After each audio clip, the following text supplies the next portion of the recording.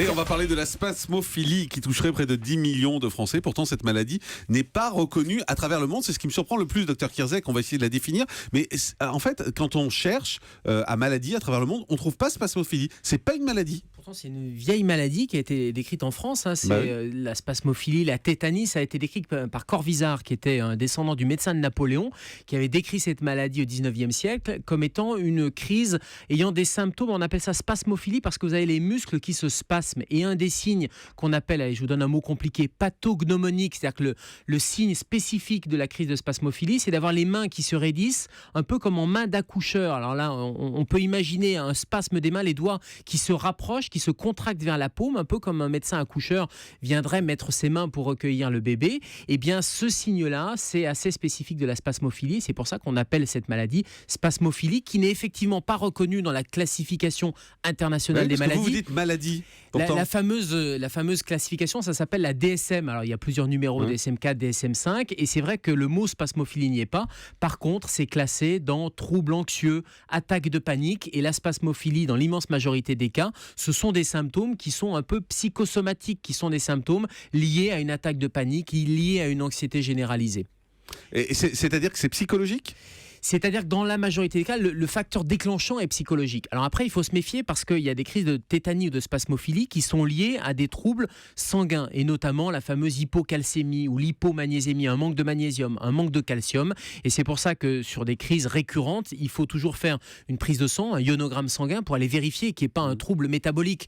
Isabelle me disait tout à l'heure que dans sa famille, quelqu'un avait eu l'étiquette de spasmophile avant qu'on s'aperçoive qu'il s'agissait d'un problème de thyroïde.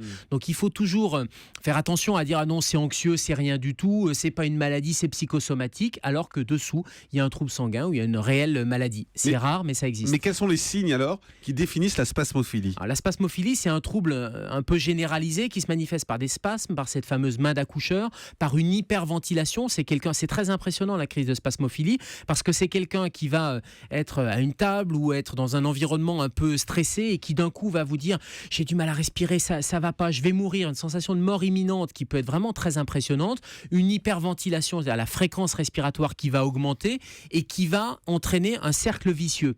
Un cercle vicieux, pourquoi ? Parce que vous hyperventilez, donc vous allez expirer du gaz carbonique. Trop de gaz carbonique expiré, ça veut dire que vos centres respiratoires neurologiques vont dire attention, il y a un problème respiratoire. S'il y a un problème respiratoire, ils vont amplifier encore plus la respiration. Et voilà ce cercle vicieux qui s'instaure avec un trouble métabolique, puisque au niveau de la respiration, si le CO2, l'équilibre CO2-oxygène n'est pas respecté, vous avez au niveau des cellules le calcium qui ne va pas rentrer, qui va être perturbé au niveau de l'entrée cellulaire, et donc ça va provoquer cette tétanisation des muscles, et on est dans un cercle vicieux qui va entraîner troubles respiratoires, troubles métaboliques et une crise qui ne va pas céder spontanément.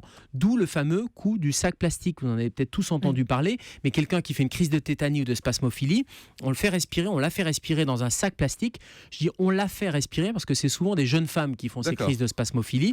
On fait respirer la personne. Expliquez-nous comment on fait précisément. On prend un sac plastique. On prend un sac plastique et on fait respirer, on lui met pas la tête. Sur la tête. Non, voilà. on lui met pas sur la tête. Mais oui, c'est important. On fait respirer devant le nez et devant la bouche quelques mouvements respiratoires. Comme un masque dans les avions. Comme un masque dans les avions quand il y a une dépressurisation. Pourquoi ? Parce que le gaz carbonique qui est trop expiré, puisque vous hyperventilez, eh bien le fait de réinspirer, de reprendre du gaz carbonique, ça va rééquilibrer au niveau métabolique oxygène, CO2, un gaz carbonique, et donc ça va permettre de donner un signal positif au système nerveux en disant voilà, tout va bien, le gaz carbonique est en train de se normaliser, et donc ça va calmer la respiration, ça va diminuer l'hyperventilation et ça va briser ce cercle vicieux. Donc voilà pourquoi on disait de faire ce coup du sac plastique. Attention, parce que si vous faites au-delà d'un certain nombre de mouvements respiratoires, eh bien il n'y a plus d'oxygène dans le sac plastique et on risque d'avoir un certain nombre de problèmes, et c'est pour ça que dans les cours de secourisme, ce n'est plus donné comme technique, parce qu'il y avait eu des accidents où les gens ne comprenaient pas qu'au bout d'un moment, il fallait arrêter de respirer dans le sac et qu'il fallait respirer à l'air libre. Il faut faire quoi de la personne ? Il faut l'allonger, il faut l'asseoir, la mettre debout, quelle position ? Il faut la mettre au calme parce que c'est une attaque de panique. On est sur des signes qui sont cette hyperventilation anxieuse, donc il faut la mettre au calme. C'est souvent dans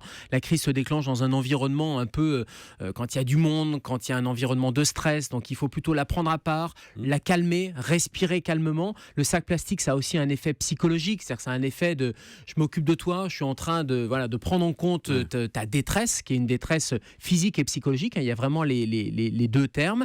Et ça permet de mettre au calme, d'asseoir ou d'allonger si la personne se sent mieux. En tout cas, il ne faut pas entretenir le phénomène d'anxiété et de panique. Un des diagnostics différentiels, c'est la crise d'épilepsie. Souvent, on peut confondre la crise de spasmophilie ou d'épilepsie. Et quelqu'un qui n'a jamais vu un spasmophile faire une crise, c'est vrai que c'est très impressionnant. La différence avec la crise d'épilepsie, vous savez, l'épilepsie, c'est on tombe, on se raidit, on fait des grands mouvements tonico-cloniques, c'est-à-dire qu'on se raidit, et on a des grands mouvements où on va taper, les muscles se raidissent. Mais la grande différence, c'est que dans la tétanie, il y a un contact verbal qui est possible. Vous parlez toujours à la personne. Le spasmophile va vous parler, il va vous dire « ça va pas, j'ai chaud, j'ai du mal à respirer », alors que dans la crise d'épilepsie, il n'y a plus aucun contact possible, puisque la personne a perdu connaissance.